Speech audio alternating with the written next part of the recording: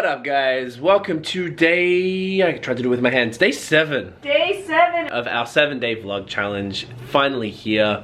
It's been quite the week. A lot of learnings, a lot of plant growth, a lot of interpersonal growth. It's been great. I hope you guys are once again staying safe and staying inside. Please, please stay inside.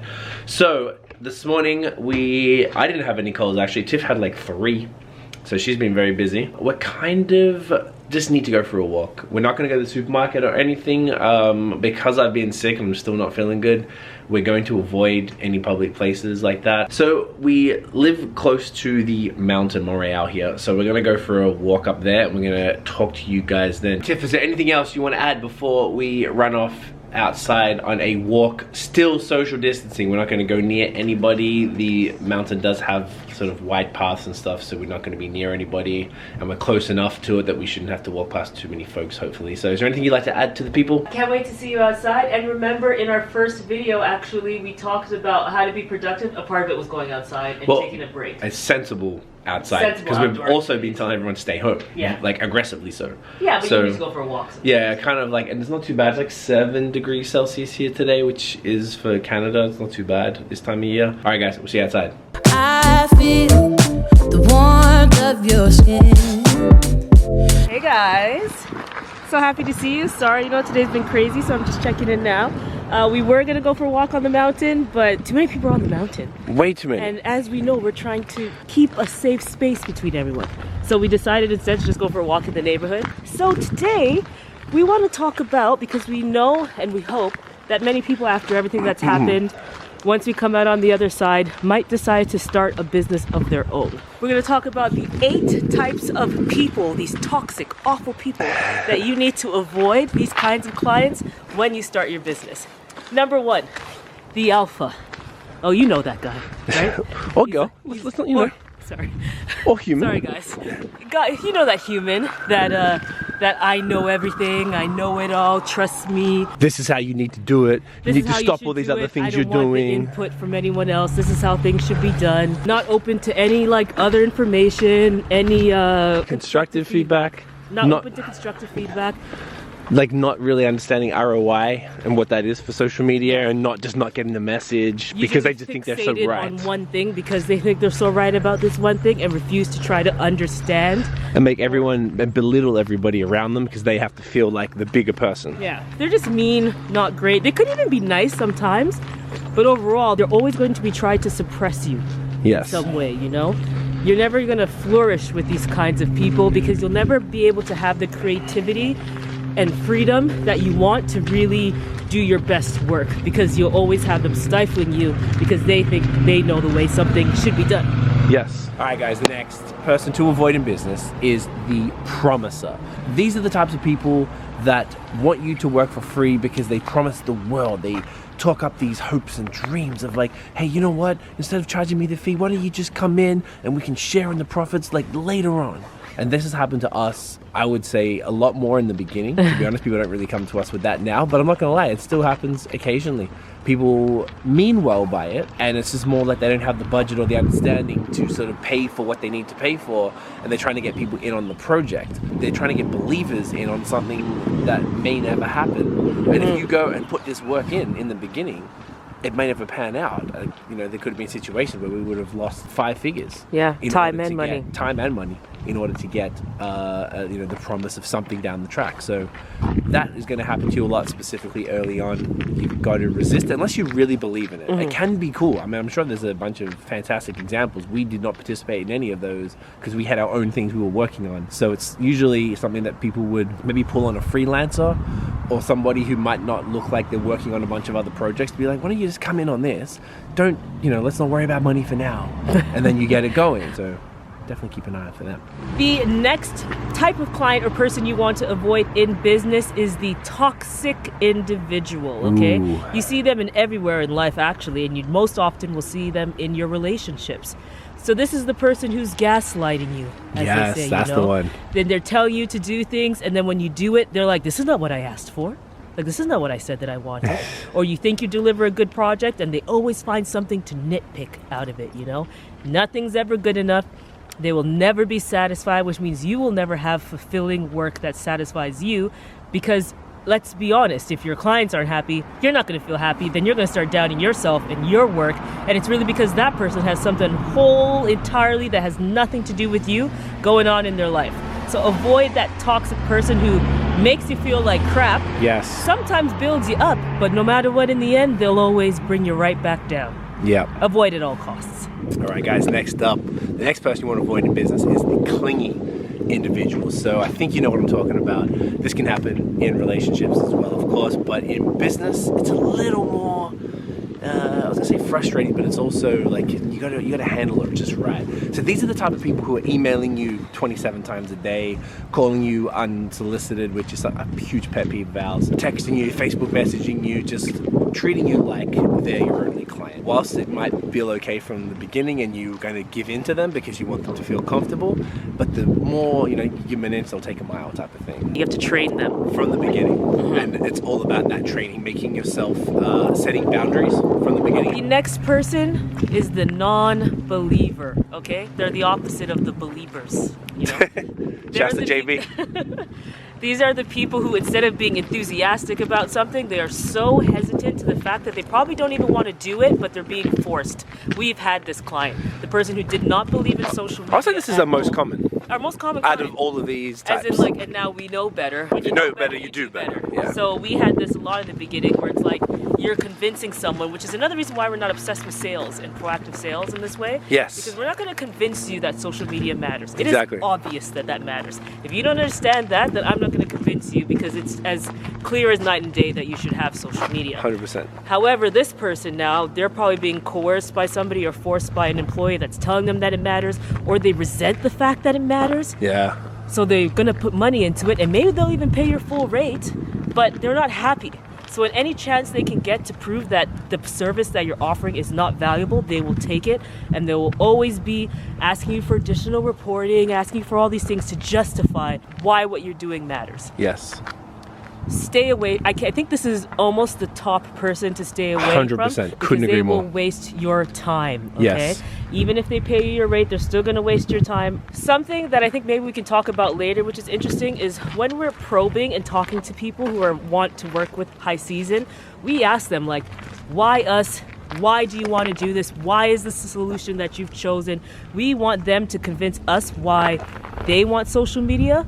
Yeah. We're not going to convince them why they need it. No, we're very hectic with that, I would say. Very, like, almost comes across somewhat negative all the time. I'm so sorry if you're talking to us and it seems like we're trying to push you away. We're not. We're trying to make you tell us why you want to work with us, because Exactly. we've had our time wasted so many times and it's Exactly. been so frustrating. Yeah. We would have rather not take the money. Yeah, then take it from somebody who's going to breathe down our neck because they don't think Facebook matters or Instagram matters, Yeah. for example. And I don't want to have to spend, an email or phone call every week, every other week, trying to convince them again why we're doing things like the way that they're supposed to be done. Yeah. If you hire an expert, you trust the expert. I'm not emailing my accountant asking why do we have to do X, Y, Z, why. Yeah. I trust them because of the expert. I pay the expert. Yes. Okay, I don't ask people why they do my hair a certain way. I trust them. I pay them to do what you do, and I'm not going to ask you to cross-stitch or change things, Yeah. And if you have somebody who doesn't think that the cost of what you're charging makes sense because they don't believe in the value of the service, then turn them away. The next person to avoid in business is the procrastinator.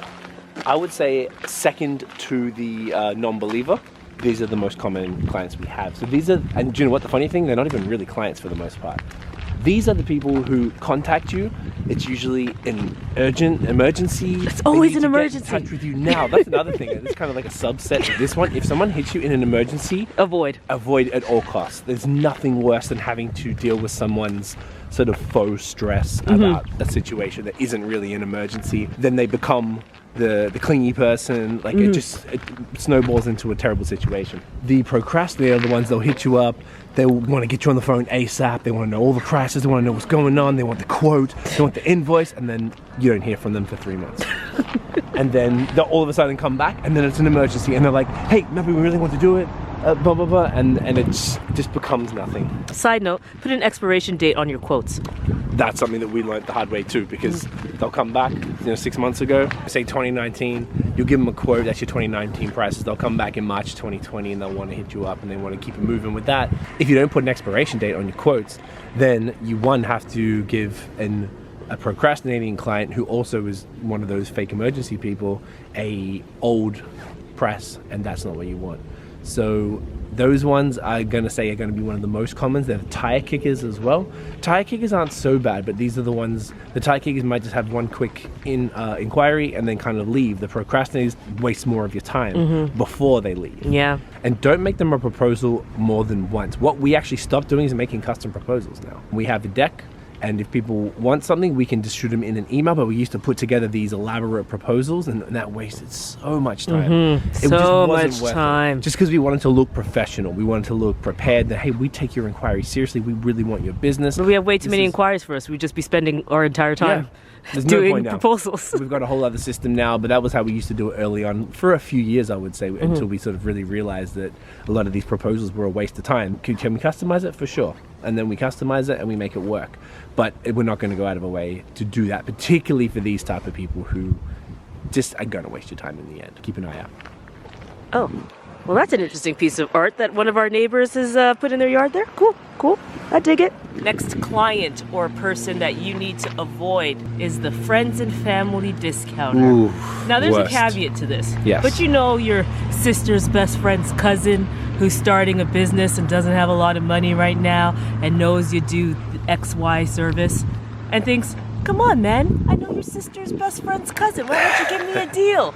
No, none of that, okay? Your business will never thrive or grow if it is completely based on discounts. Yep. Now, in our last video, you'll know that we talked about when you're first starting, this is a good person, right? Yes. Because this is a good way for you to... Case studies. It's a case study that you want to build. Yep. That's a completely different situation. If you're new and you're looking to take on as many projects as possible and you believe in that person and you believe that you can help them, then go nuts, take it. But otherwise, you have to be very, very careful. We love our friends, right? So we do work with some friends. However, you will take a hit for this. Yeah. So how many hits are you willing to take? Because in the end, they're your friends, so you'll go an extra mile for them. But if you have a business of 7 friends, you're never going to be making money. You'll be making no profit. You'll be spinning a wheel year to year. We actually tracked our discounts on our invoice, and we recommend this. If you use something like QuickBooks, make sure you note the discount that you're giving, because at the end of the year, it can surprise you, because it really surprised us, the discounts we were giving people based on knowing them. Yeah. If you are going to give a discount to a friend and family, we're not telling you not to work with your friends and family, but one, we would hope that they're just somebody who's getting the resources to pay you your actual rate, or 2, you just love them so much and believe in them so much you would have done it for free anyways. Yes. That, I feel like, is when it's like, okay, I would have done this for free, so I'm okay to do it at cost. Yep. Alrighty, guys, the next person to avoid in business is the penny pincher. Oh. This person is essentially applies to every single one of the last 7 that we mentioned, because each of those people often penny pinching is in the sense that they know it has value, but they just want to like squeeze everything out of any vendors that they can. So we find this is super common, and it usually comes with the people who also don't believe in social. Those ones also really don't want to spend much on it, but they also want the best that you can get. That's the problem with the penny pinchers. If they're already trying to bargain you down, basically, if people try to bargain us, we just cut the conversation off now. Yeah, it's just, oh no, it's okay, it's not for you. Yeah, but there's Upwork. It's Fiverr. There's those type of things. Yeah, and that's fine to save. Yeah, and we actually offer now instead, if people don't want to spend, or they don't see the value, but they still want it in the full service social, then what we do is we offer them consulting. We offer them our digital products, our playbook. The penny pincher is just, doesn't matter what the cost is, they're always going to try to shave a percentage off it, no matter what. Exactly. Even but if we would tell them it's our consulting rate, and exactly. they're still going to like talk. Exactly. So what you can do is like make sure you have options if it's possible. So for example, if you were a photographer, it's like, hey, if you want to get high risk images that you can use on web, social, and all of these things, this is going to be the rate. And it's like, oh, I don't want to pay that rate. Well, here's my secondary option, because you can only use it in web for 1 year license. That, I think, is how you mitigate that person. But if you give someone a price and they still don't want to pay that full price, they want to take a percentage off without any real justifiable reason why. Like, can you just knock it down? There's never Come really on. reason. Do me a favor. You know, or I just don't have the money. Then if you don't have the money, then it's not the time. If you go to, sorry, I said a hairdresser again. Yeah. And you're like, oh, but I don't have all the money. Can you give me a discount? They're going to turn you away. Like, it doesn't work like that. Nope. So just because ours is more of it's not even an invisible service, but because you can't monitor what's happening, there's not a specific tangible asset you're taking out of it, doesn't mean that it should be lower price. Whatever the price is that you've created makes sense for you, and you should stick to that price. 100% agree. Something like social media is exactly that people have traditionally not understood it and have not, you know, sort of like, oh, we have to have this Instagram thing, like a few years ago, and then now, I mean, you can imagine me trying to talk to the bosses at the jobs I was at in 2007 trying to get them to about social trying to get them to let me do, you know, Twitter and stuff. Like they had no idea. So even now, the most frustrating thing I've learned is that it hasn't changed that much that I found. And that's I think it's, you know, maybe after the situation that we're all going through now, when more people are on the internet than ever, I think people are starting to understand it and now starting to slowly value it. But every industry is different, so you just got to keep aware of how your industry rolls. So that's it. Sorry, the penny pincher, I think you said, the penny pincher is always attached to one of the other people. Every single time. It's like they're attached. Yeah, there's rarely just one. It's just someone who, you know, doesn't want to spend the money. It's like they don't want to spend the money and they're clean. They don't want to spend it and they're a procrastinator. Anytime that we reduced our price for someone, it's back in the day, because we've learned they're always one of the other terrible people too. Every single time. And then the people who pay full price are just like, hey, do whatever you want, I trust you. I trust you, and that's it. And you're like, wow, this is what it's supposed to be love like. the results, keep me up to date.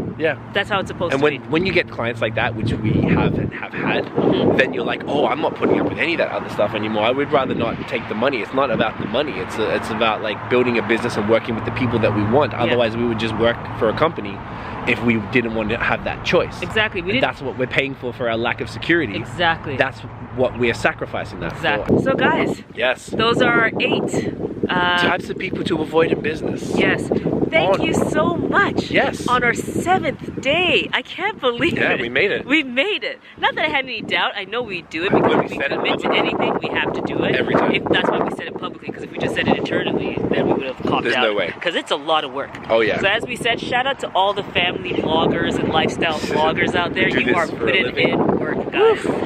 We did get some good reception that people liked the information format, so we might continue this in terms of not daily ever again. No. But like, maybe down the track if we have an editor. Yeah, maybe then. But like we'll definitely keep implementing these into like our schedule. Wherever it makes sense. These style of video. It's kind of more. I like it. It's more relaxed. They are fun. They're definitely more relaxed than our sit down, prepped out videos. But we always like those for like straight up tutorials that you guys need. So thank you so much for sticking with us all the way through. We're gonna leave every single video in this description below, and it's also in our vlogs playlist that we have as well.